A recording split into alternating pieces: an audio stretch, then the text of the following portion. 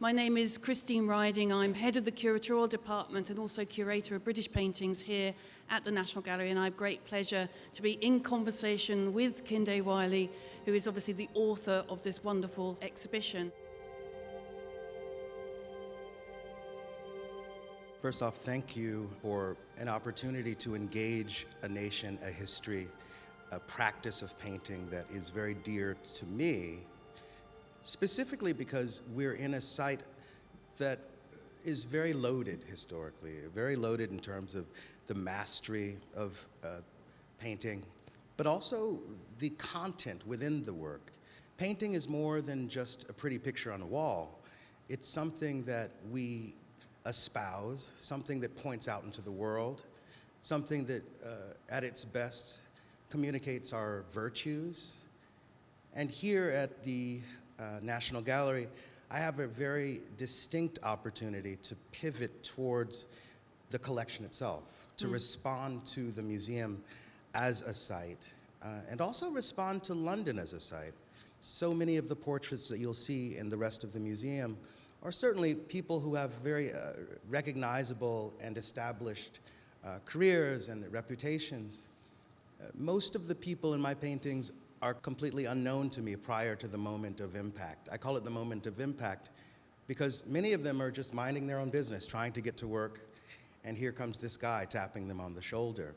I mean, you've called this project a provocation. I suspect all your projects are provocations, but what do you mean by provocation? I think that art should do more than point. Art should have an opinion. It should be something that says, I believe in this more than that, even if it's a bowl of fruit or flowers. The notion of paintings existing outside of time is a beautiful thing, and that's one of the reasons why we paint things that decay so quickly. What I wanted to capture outside of time were people who happen to look like me. What I wanted to look at was the language of discovery and voyage. Oftentimes, when you look at these romantic paintings in the mountains, there's this sense of the lone, often white male figure looking off into the distance, imagining his present tense, his future tense, and sort of, in a sense, finding himself. What happens if we flesh that out and open that envelope so that others might be able to be included in that notion? I think that that's certainly a problematic history, but I don't want to throw away the paintings. No. I'm in love with the art. So how do we find a way forward? How do we find a way through? This work attempts to at once embrace the material practice of Western easel painting, but also interrupt and create these types of provocations that allow us to see things on a slightly broader level. Here, you've actually, you've interposed into Friedrichs' chalk lists of the Rögen and the Wander Above the Sea of Fog with these black figures. And what do you think the translation is, therefore, into kind of this trope of the wanderer and the epic and the sublime, which is so much part of Western iconography, and the way that you've responded to Friedrich in particular? Right. One of my earliest influences was Richard Dyer, who comes out of gender studies and certainly out of film studies. And he looked at the notion of whiteness as a trope that enters film through painting. And the imagery of whiteness in the heavens and the mountainscape as being as rational and close to God as possible is one that pierces through this entire enterprise.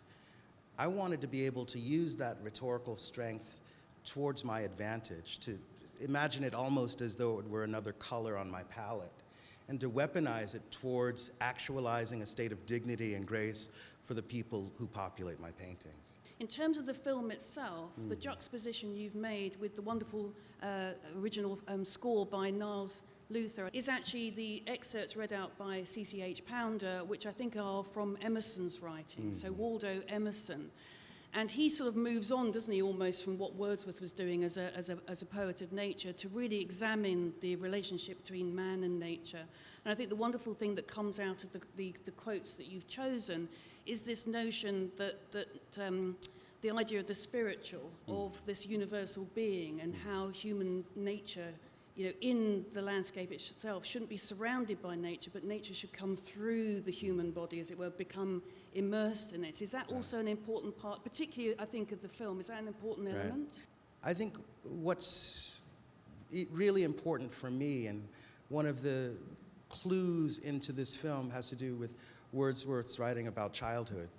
And the notion of the Prelude comes from his writings, in which he starts to talk about nature being as in a relationship to youth, in that sense of play, that sense of becoming, radical contingency. Let's make mud cakes, let's make snow cakes, let's become birds, this sense of constant becoming is at its core the reptilian mind of the child, and perhaps the spiritual DNA of nature. What I wanted to do was to use this idea of absolute childhood as a remembrance point, to remember that young black boys in the streets of America are indeed children, regardless of their body language or the fact that they might be wearing hoodies or what have you. Oftentimes that sense of fear and that suspension of childhood, the inability to see them simply as baby boys and baby girls, is something that's incredibly chilling. So using this incredibly ancient language and trying to find a way through theoretical conversation and esoteric assumptions, and really trying to arrive at something that is practical, factual, consequential, and beautiful. We don't have time to make simply beautiful paintings. Painting has to punch you in the gut and to point to something that you say yes to, and something that you stand by. I think, by and large, museums as cultural institutions who've constantly been at the forefront of guarding what culture means and what culture will be handed down to the next generation, has the fiduciary responsibility to recognize all of us and to say that all of our stories, all of our desires for grace and resplendence are here and recognized. Well, thank you so much, Kehinde, and thank you everyone for coming.